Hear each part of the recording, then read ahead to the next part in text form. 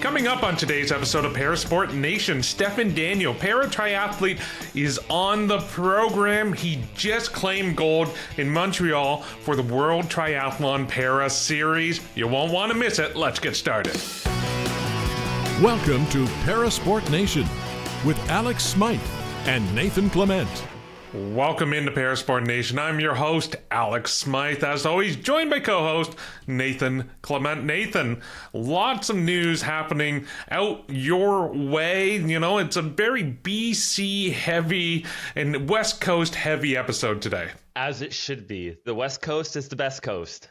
Yeah. Well, why don't we get things started with one of BC's own, the Kelowna-based Rob Shaw, because he reached the final in both the quad singles and doubles at the ITF Series Wheelchair Tennis Tour Stop this past weekend. Now, they were his best performances of the season. Unfortunately, he had to withdraw from the singles competition, and he and his partner fell in the doubles. I have a question for you on this. Beyond obviously just the great performance that Rob has in getting to the finals in both of them is a huge accomplishment, but having to withdraw because in his own words, it was his arm, his wrist, they were starting to really bug him, and so it was a withdrawal because of injury. How do you balance the desire to try to go for gold, try to give it all you've got, but also keeping in mind, to maintain your body, because there's going to be other competitions, there's going to be other tournaments ahead, not only in the season but in the years to follow. So like for you as an athlete, how do you balance the risk reward of injury prevention and going for gold? It's one of the toughest battles, and it takes time to really grow and develop. And really, at the end of the day, there's a lot made of example of like load management in the NBA or other players really taking care of themselves in that way. But at the end of it, as you mentioned, it's a long calendar, it's a long year, and there's a lot of competitions upcoming. And that inner athlete, we all want to compete. We all want to be that top leader. And sometimes, whether it's your wrist, your arm, your body, it just says no. And you have to respect that. As hard as it is, you have to put that ego away and realize that you're taking care of yourself at the end of the day. You're making sure that you're going to be good for future weeks, future months to come. But for Rob Shaw to go as far as he did, especially after Wimbledon and other competitions, it shows the level of athlete and leader that he is, understanding his body, his health, and I cannot wait to see what he does in future competitions.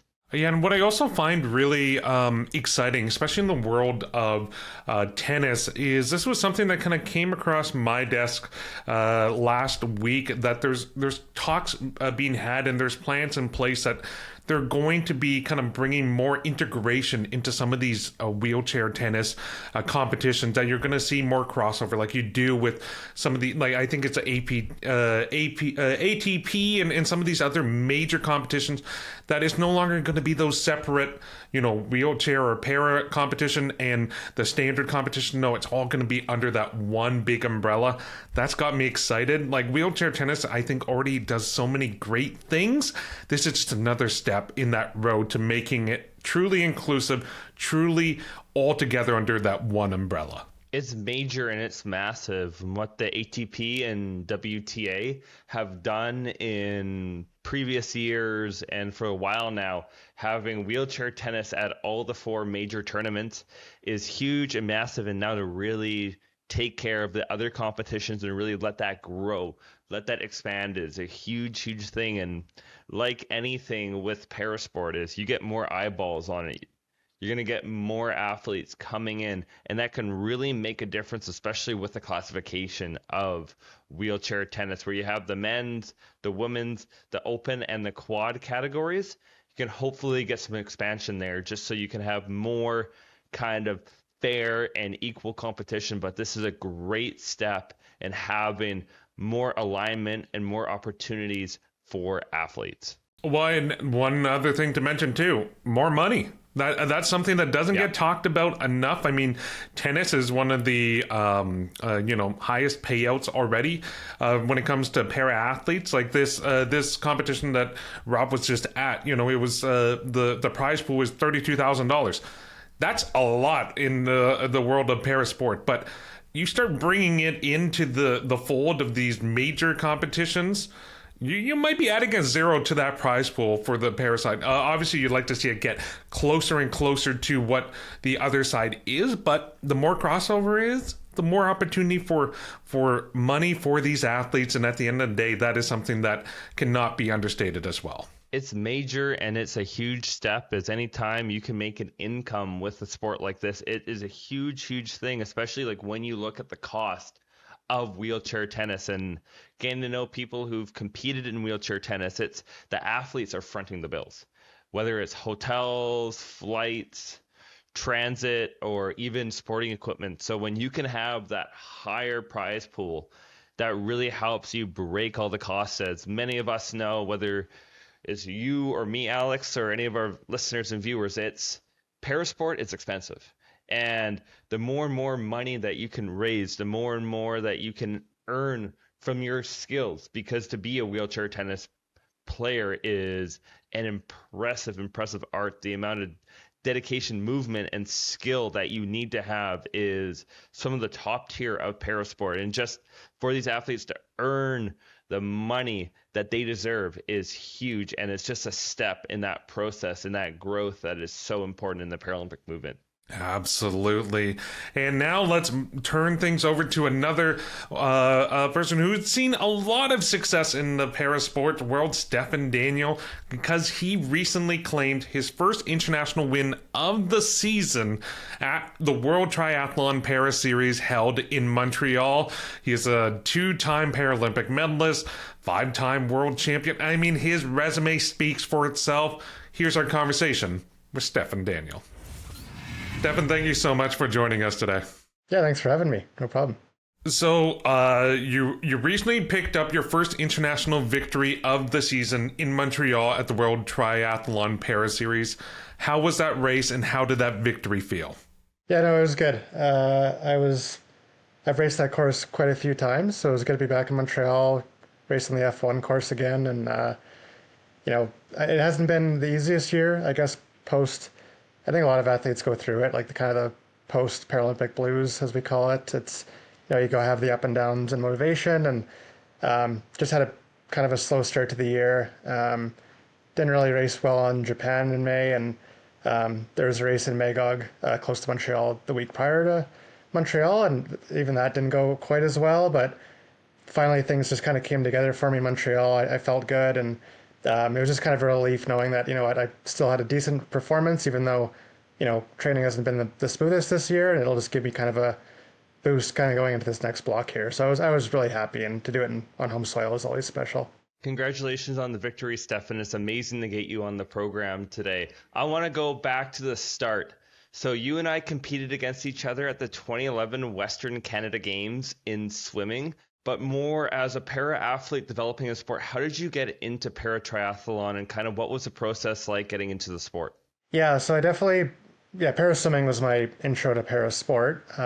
Mainly did that. I also competed in soccer as well on the side. I did track and field through elementary, junior high school. So swimming was my main sport, but I was also doing other stuff on the side. And I would always kind of do the local triathlon in Kelowna every year, and close to home in Cochrane as well. So I was kind of aware of what triathlon was, but I don't know, I just didn't really want to give up the running and kind of fully commit into swimming. And kind of at the perfect time, it was announced that triathlon would be added to the Rio Paralympics for the first time. And I thought, this is a really cool opportunity for me. I don't have to give up my running, which I love just as much as the swimming. And, I could maybe be decent at this. And it kind of just took off from there. And I've just enjoyed it ever since. I mean, coming away with a silver medal at Rio is a pretty good start, and having multiple gold medals in world championships. I mean, the accolades speak for themselves and the success you've had. You mentioned that you really do love the swimming and the running. Like, How do you balance when it comes to the training side of things? Because you have three distinct sports that you have to train and you have to kind of focus on. How do you make sure the running, the cycling, and the swimming all get enough of your focus when you are training for a competition? Yeah, there's a lot of thought and work that goes into it. So I mean, there's no getting around it. You train a lot. It's you're usually doing 2-3 sessions a day, sometimes even 4. And it does take a lot of time. It's pretty much a full-time job. But you do have sections of the year where maybe you focus on swimming a bit more. So you maybe wrap up the swimming and back off the other two, and do that with the other sports as well. So there is ways to kind of do focus blocks on each of the three, but you are also doing all 3 sports every week. So it takes. I don't think anybody's cracked the code for how to perfectly train, but it's a lot of work, and I think the variety actually makes it fun. It sounds like a lot, but if you're doing different stuff every day, it keeps it fresh, and it's not as monotonous as it might sound. You've raced all around the world, and what's great about World Triathlon is you're constantly racing in different locations. How do you prepare for different venues, different locations like Japan, like Montreal throughout the calendar and throughout the year? Yeah, it's one of the challenges just in sport in general, and I definitely in an outdoor sport like triathlon, there's a lot of races that are in the heat and humidity, and there are ways you can train for the heat. Like we can set up a heat trailer and take core temperature pills, and you have a certain amount of time where you have to get your core temp up, and then you do that over a week span, and that helps you acclimate to the heat.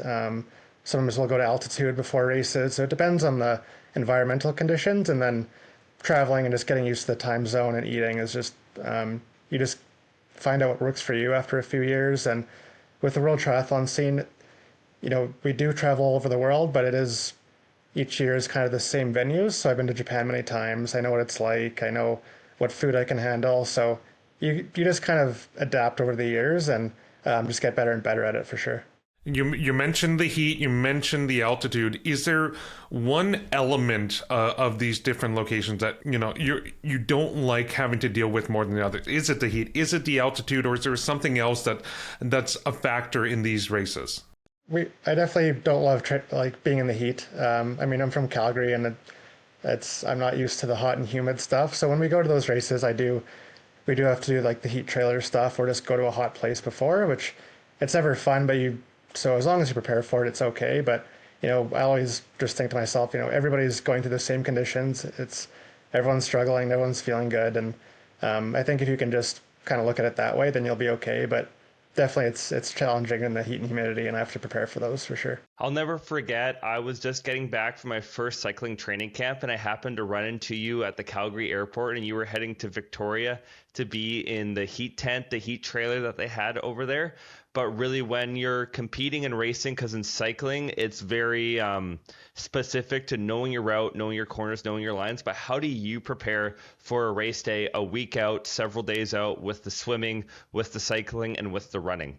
Yeah, so you try just to stay like active across all 3. So you're, I guess the week out of a race, you're not doing much volume across the 3, but you're just trying to keep sharp in the pool. Like you'll do a few swims, maybe do one quality swim in there to stay sharp, and same with the other stuff. So the volume is pretty light. You're just doing very short sessions, but you're still doing like 2 or 3 workouts in a day, maybe a bit less at that point. So it depends on the race. It depends how jet lagged you are and how much you're traveling, but that's part of the challenge of the sport, and you have to be prepared before you even get there. So I enjoy that part of it.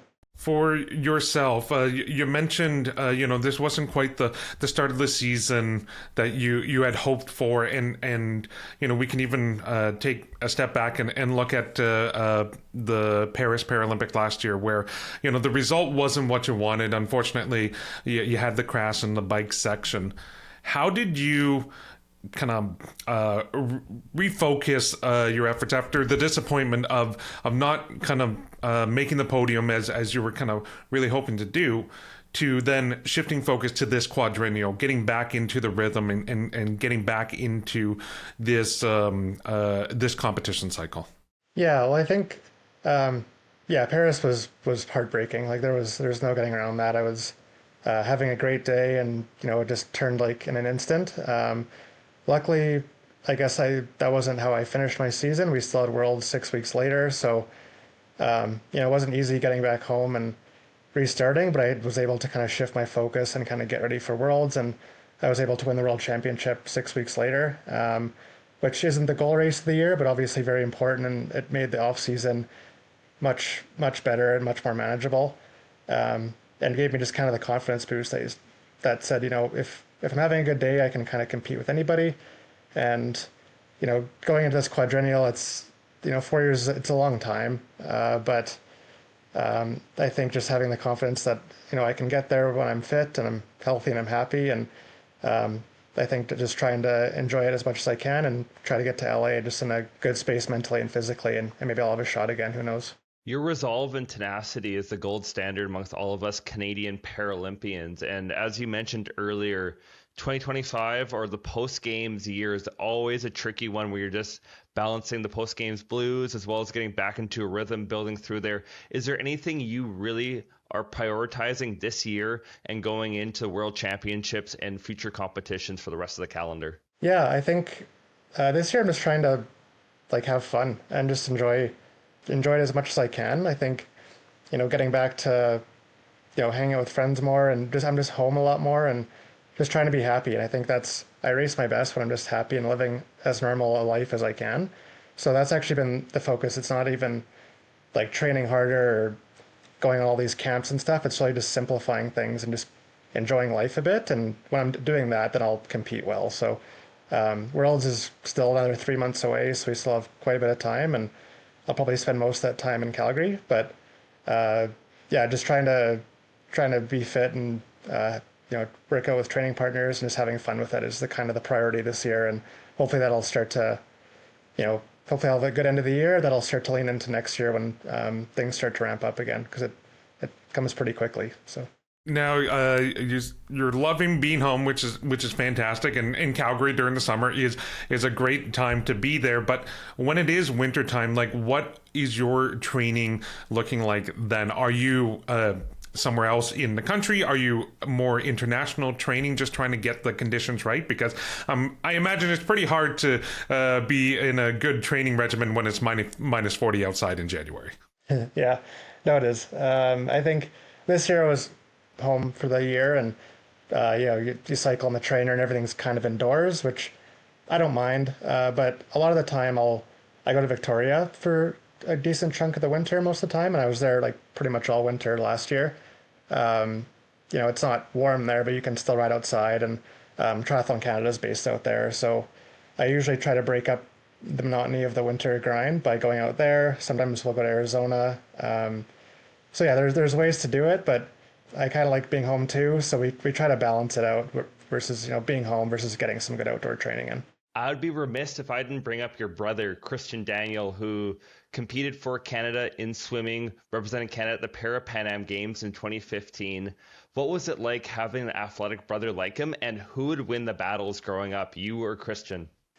Yeah, no, it was good. I think, Christian really rubbed off on me when we were first starting out in swimming. I think I kind of always got frustrated that, I couldn't quite keep up with my peers because of my disability, and I always just would get angry with it. But yes, he has cerebral palsy, but he would always be the hardest working person. He'd always have a smile on his face doing it, and I thought, you know what, if he can do it, so can I, and I can enjoy this too. So having Christian actually growing up was really important for me, and probably kept me in the sport. And then we're competitive, and I'm not sure who was the winner necessarily, but we got along quite well, and it was good having him, especially in those early years and going through that all together. Yeah, it's always that bond between brothers. You want to be competitive, but you always have that support there. You talked about traveling lots earlier in the conversation, and one thing we always love to find out, especially from our guests who do a lot of international competitions, is what's your favorite food destination? You mentioned there's certain things you'll stay away from food-wise, but what destination has your favorite food? That's a good question. I think off the top of my head, I think I'd say Japan. I think it's my favorite country just to travel to, period. But also the food. I think sushi and ramen it's hard to beat that. So I think I always enjoy going to Japan. especially for the food, and usually post-race, it's good to have some of the more exotic sushi and whatnot. So yeah, Japan's the answer for that one. One of the great spoils of doing a sport like cycling, running, or even swimming too is the beautiful backdrops, the beautiful locations that you get to go to in all those sports. Do you have a favorite place that stands out to you as like the most beautiful or most memorable location that you've been in? Yeah, I think yeah, Japan for sure is one, and then I think Australia as well was really cool. Worlds is there again this year, so I'm really excited to go back and uh, race in the ocean and kind of go along the coast there. So that'll be cool. But I think those two are tied for one and two, and luckily that's the nice thing about triathlon. We get to ride our bikes and run and enjoy the scenery of all these places and travel the world. But yeah, no, I think Japan and Australia are tied for number one in my books. That's awesome. And you talked about, getting in the right mindset, that if you're in that right mindset, you can compete with anyone. What is your go-to pump-up song pre-race or pre-competition to help you get into that mindset? I actually don't have an answer for that one. It changes on just the time of year, what's new at that time. But usually more of a kind of for pre-race, more of an EDM kind of guy. So whatever is kind of going at the time, I'll listen to that before a race. Now you're a triathlete, and if you were to combine any other three sports into a grouping, what would it be? Or is there any sports that come to mind that would be great paired together? I think so. I've always kind of liked soccer growing up. That was what I played. I played basketball. Not that they go together, but I'd say maybe those two, and maybe something like maybe volleyball as well. I think I always enjoyed those sports growing up, and getting to compete in those was always fun. That's awesome. Stefan, thank you so much for taking the time and chatting with us. It's great finally getting a chance to chat with you. I've wanted to do it throughout the year, so I'm really thrilled we've had that chance, and hopefully we'll catch up with you down the road as you compete in more races and maybe when you get home from World Championships. Yeah, no, that sounds good. Thanks for having me, guys. And that was our conversation with Stefan Daniel. Nathan, you and him go way, way back, far further back than I even expected, pulling up early races in both of your career. What was your thoughts on our conversation with Stefan? He is such an incredible athlete, and just to really kind of see and his journey, his progress, and just the mentality that he takes in of having fun and experiencing every day and really just taking it all in. It's been really amazing to see, because I've seen him since 2011 really go on this growth and really go on to do some incredible things, winning 6 world championships, multiple Paralympic medals, and just being an incredible ambassador for parasport. So just hearing his success and hearing his drive, determination, but also that need and understanding of how important it is to have fun, enjoy the process, and really take in the understanding. But for you, Alex, he gets to go to some pretty great spots. Would there be anywhere that you would love to compete out of where he gets to go to? I mean, all of them. Like, someone who loves to travel and loves to see new exotic places, I think you hit the nail on the head during the conversation about how triathletes probably get like the best kind of view or experience of anywhere that they travel, because the course setups are so wide ranging. You got to be close to a body of water, which I already love. You're going to be getting some good road distance, or you're probably going to be out in the country where there's a closed circuit that you can compete on. And then, oftentimes when it's running, sometimes you're going up the hills into the mountains or something like that, or maybe that's on the cycling portion. You get to see a pretty wide swath of a country you're competing in. So, yeah, I like the way he talks about Australia, the way he talks about Japan. Yeah, sign me up. I'll be there. He didn't even talk about Italy, which was also on the competition schedule for the World Series this year. Sign me up for there as well. I'll do it. I'll finish dead last. I will not do well if I can finish at all, but I will be taking in every single second of it while I'm there. So, that was certainly something that I found really intriguing. I also found him talking about, getting into the right space mentally. Like, this is something we do touch on quite a bit. You talk about, okay, you want to be an athlete in the right mindset, but for him, he was mentioning how it's like, if you are feeling good, then you can compete with the best of them. And so I think that's an insight into how he kind of prepares and manages himself. Is like, hey, if I'm mentally feeling good and feeling confident, okay, I'm going to race well. Especially for a sport like triathlon, although it's different than cycling because you have swimming and running in there, that heart rate and just keeping yourself in that well-mannered and controlled mind space is so key and so crucial, because you can go out super hard in the swim, go hard in the bike, and then you fall apart in the run. And with a sport like triathlon, everyone has their strength, everyone has their weaknesses, and especially when you throw disability into it too, it's another level of that. So just to have that right mentality and that real focus and demeanor sets him apart, and that's why he's done so much in this sport, and hopefully he's going to do so much more. But it comes down to just making sure that you're relaxed, you're calm, because a lot of shifting parts happen throughout a race, happen throughout a game day, and it's just managing your control and managing what you can control, and he hit the nail on the head with that. Yeah, and I mean, I don't think there was anything more out of your control than kind of going into the Paralympics, expecting to be on the podium, and then crashing during the bike portion and finishing in 10th in your classification. Like as he mentioned, the post-game blues, like that's got to hit extra hard, especially when you have all this expectation and confidence going into the game, because he was racing so well leading into it. And to have something like that happen, that it's like, it can be so devastating. It can be so tough to recover from. But that said, he did recover, and he talked about that. You know, he was at the World Championships, he won, he could bounce back from that. And so it's like, it can be really tough when you're in those post-games blues, and you're dealing with all the emotion around that, especially around a performance that you felt you could have been better at. But then to have that resiliency, to rise up, meet the occasion, and then bounce back the way he did, I mean, that is truly tremendous. That's just the athlete that he is and the person that he is too. And I remember in the village, we all felt for him as soon as that happened. We've all been athletes in that place where something that out of our control happens, and there goes the race, not at the scale of a Paralympics, but just his ability to bounce back, to come back, as you said, and win a world championship 6 weeks later.